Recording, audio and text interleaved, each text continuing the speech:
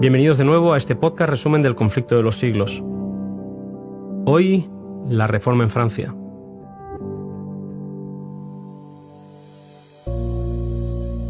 A la vez que las verdades del Evangelio iban abriéndose camino en Alemania o en Suiza, en Francia varios reformadores fueron los encargados de presentar las verdades bíblicas ante el pueblo francés. El primer hombre que aparece en el listado de las personas que descubrieron la verdad de la justicia de Cristo fue Lefebvre, que en 1512 descubrió al estudiar la Biblia que Dios es el que da por la fe la justicia, que por gracia nos justifica para la vida eterna. Entre sus seguidores destacó Guillermo Farel, que como devoto romanista no podía imaginarse que su amada Iglesia pudiera estar enseñando verdades contrarias al Evangelio. Al igual que vimos en Lutero, Farel buscaba una paz que no podía encontrar mediante actos de penitencia, que practicaba con frecuencia para librarse de ese tremendo sentimiento de culpabilidad que le atormentaba. Al igual que el reformador alemán, Farel recibió un mensaje que supo había llegado del cielo: la salvación es por gracia. Acostumbrado como estaba a luchar por ganarse el favor divino, cuando entendió la verdad de la gracia y el favor misericordioso de Dios, lo aceptó con gozo. Sintió que, al igual que Pablo, pasó de la esclavitud de la tradición a la libertad de los hijos de Dios, que se sienten aceptados y se saben amados en Jesús. El Nuevo Testamento fue publicado en francés y los franceses recibieron con alegría aquello que durante siglos se les había prohibido conocer.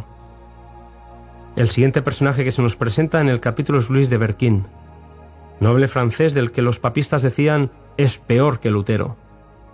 Sin temor a la muerte, este valiente reformador no solamente defendía la verdad, sino que atacaba con la misma pasión el error. Frente al rey francés, consiguió que a los defensores de la fe católica romana se les exigiera que defendieran sus razones con la Biblia. Elena White escribe: bien sabían estos que semejante arma de poco les serviría. La cárcel, el tormento y la hoguera eran las armas que sí sabían manejar. Y así fue como también Berquin acabó estrangulado y su cuerpo entregado a las llamas, el mismo día en el que fue sometido a juicio. La persecución contra la verdad en Francia fue intensa. El papado tenía un intenso interés de mantener el país bajo su dominio. Esta intensa persecución desatada en los días de Berquin produjo, paradójicamente, un reavivamiento de la fe reformada. Juan Calvino surgió como un nuevo líder sorpresivo de la fe reformada, puesto que, como romanista convencido, no podía percibir más verdad que la del Papa. Un primo le hizo ver que no hay más que dos religiones en el mundo, una que los hombres han inventado y según la cual se salva al ser humano por medio de ceremonias y buenas obras. La otra es la que está revelada en la Biblia y que enseña al hombre a no esperar su salvación, sino de la gracia soberana de Dios. Me encanta cómo lo escribe Elena White. En la Biblia encontró a Cristo. La predicación del Evangelio significó templanza, pureza, orden, trabajo, sustituyendo a la embriaguez, al libertinaje, a la contienda y la pereza, en las ciudades de Francia donde muchas personas aceptaban el Evangelio, a pesar de que la mayoría lo rechazaba. En un error poco afortunado, los simpatizantes de la Reforma fijaron carteles por todo el país en el que atacaban a la misa. Leemos el siguiente comentario. En lugar de ayudar a la Reforma, este movimiento, inspirado por el celo más que por el buen juicio, reportó un fracaso no solo para sus propagadores, sino también para los amigos de la fe reformada por todo el país. Dio a los romanistas lo que tanto habían deseado, una coyuntura de la cual sacar partido, para pedir que se concluyera por completo con los herejes, a quienes tacharon de perturbadores peligrosos para la estabilidad del trono y paz de la nación. Se despertó la persecución y las cárceles quedaron atestadas a la vez que el cielo del país se oscurecía por el humo de tantas hogueras en que se hacía morir a los que simpatizaban con el Evangelio. Se marcó una fecha para que Francia se comprometiera formal y solemnemente en la destrucción del protestantismo, bajo el lema de «Viviremos y moriremos en la religión católica».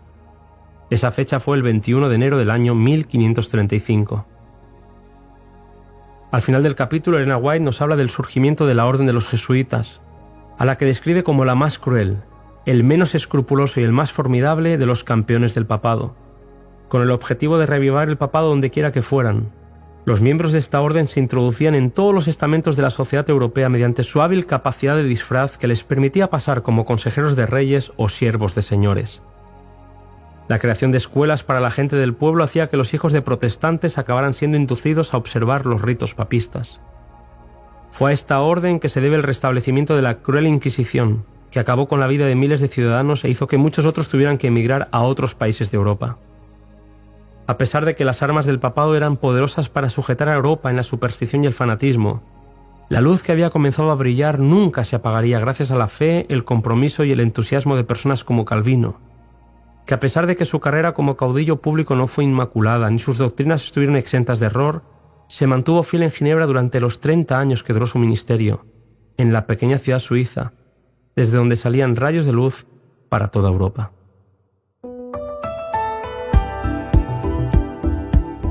Hasta aquí el capítulo de hoy.